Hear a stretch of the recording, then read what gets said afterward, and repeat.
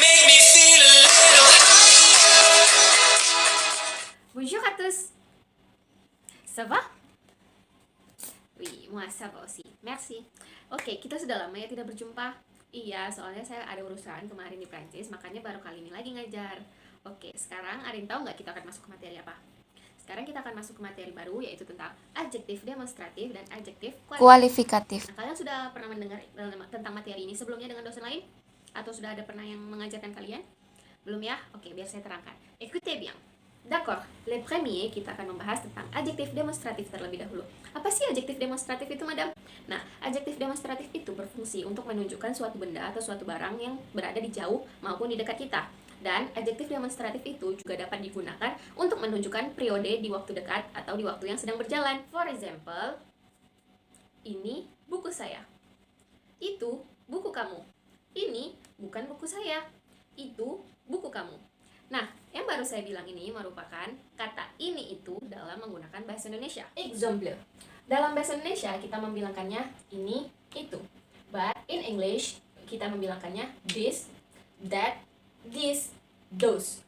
En France, dalam bahasa Prancis kita membilangkannya ce, cet, c'est. Jadi ini semua artinya sama. Tapi kalau di dalam bahasa Prancis itu, penggunaan kata ini itu dipengaruhi oleh kata benda yang diikutinya. Apakah kata benda itu maskulang atau femina? Maskulang atau femina. Ensuite, se digunakan untuk kata benda yang berjenis maskulang tunggal. Kalau untuk set, dia se bisa berubah menjadi set jika berada di depan kata benda tunggal maskulang yang diawali dengan hamue, huruf hamue atau huruf vokal. Jadi dia sama-sama berjenis maskulang tunggal, tapi dia bisa berubah menjadi set kalau di depannya terdapat huruf hamue atau huruf vokal. Lanjut, ensuite, untuk set dia untuk digunakan kata benda femina tunggal, jadi yang berjenis femina tunggal. Kalau untuk se itu digunakan kata benda yang berjenis maskulang ataupun femina yang jamak, pluriel ya, jadi lebih dari satu. Untuk contoh kalimatnya itu ada se yang pertama.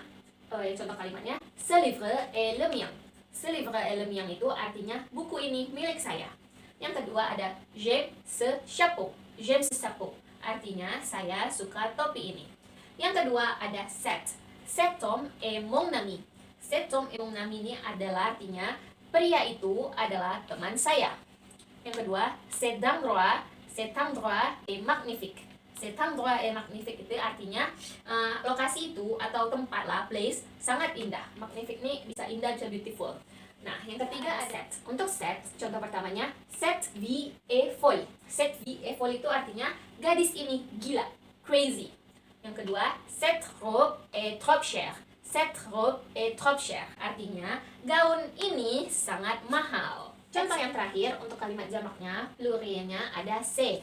Contohnya, ces voitures de luxe sont les miennes. Ces voitures de luxe sont les miennes. Artinya, mobil-mobil mewah ini adalah milik saya. Dia orang kaya, jadi banyak mobilnya. Jamak mobilnya lebih dari satu. Understand? Oui, très bien. Nah, itulah penjelasan tentang adjektif demonstratif. Apa yang saya jelaskan, kalian sudah mengerti?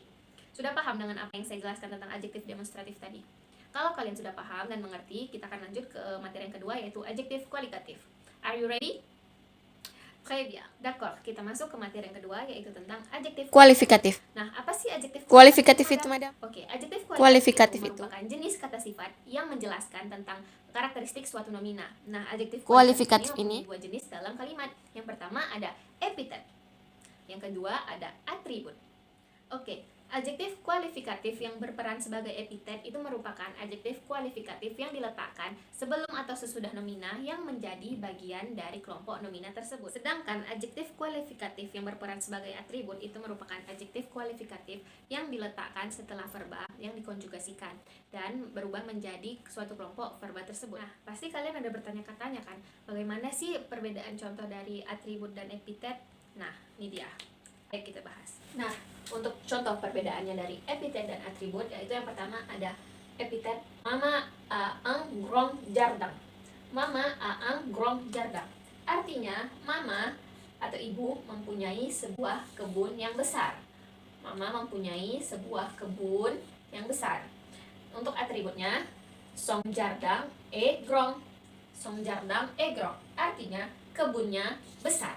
Nah, Bisa nggak mengetahui di mana perbedaannya?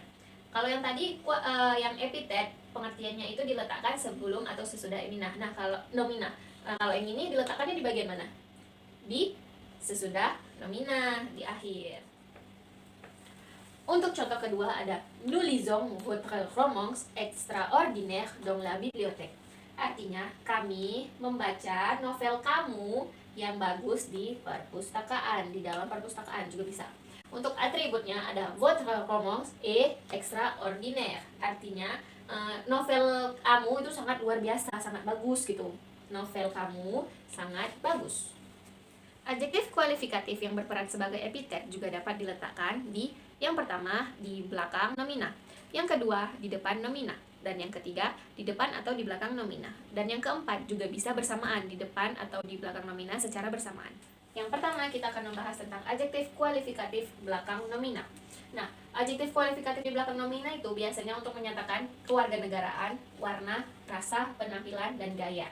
Nah, untuk contohnya ada yang pertama nationalité. Contoh kalimatnya, mon père est professeur français. Artinya, ayah saya seorang guru atau dosen bahasa Prancis. Yang kedua ada couleur. Couleur itu artinya warna. Ini kan ada warna. Untuk contoh kalimatnya ada j'ai un pantalon gris. Artinya saya memiliki sebuah celana abu-abu. Yang ketiga ada goût. Contoh kalimatnya il n'aime pas de crêpes sucrées. Artinya dia tidak suka krep yang manis. Sucré ini bisa gula, bisa manis. Nah, untuk contoh yang keempat apparence. Jadi contoh kalimatnya Monsieur Ibnu est un homme grand. Monsieur Ibnu est un homme grand itu artinya Pak Ibnu adalah seorang laki-laki yang tinggi atau besar. Yang kelima ada style. Contoh kalimatnya on visite un cathédrale classique.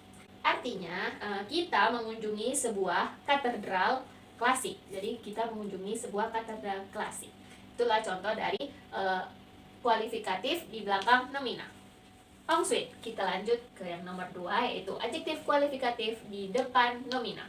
Jadi, adjektif kualifikatif yang letaknya di depan nomina itu biasanya merupakan adjektif yang pendek atau singkat. Oke, kita lihat contohnya. Yang pertama, Monsieur Martin a une petite maison. Monsieur Martin a une petite maison. Artinya, Tuan Martin atau Pak Martin mempunyai sebuah rumah yang kecil. Contoh yang kedua itu ada mon frère dîner avec sa belle femme. Artinya, saudara laki-laki saya itu makan malam dengan istrinya yang cantik. Nih, belle itu artinya cantik. Kita masuk tentang adjektif kualifikatif di depan atau di belakang nomina. Nah, adjektif kualifikatif yang diletakkan di depan atau di belakang nomina ini dikategorikan menjadi 2 bagian, yaitu yang pertama bermakna sama dan yang kedua bermakna beda. Kita membahas yang bermakna sama terlebih dahulu.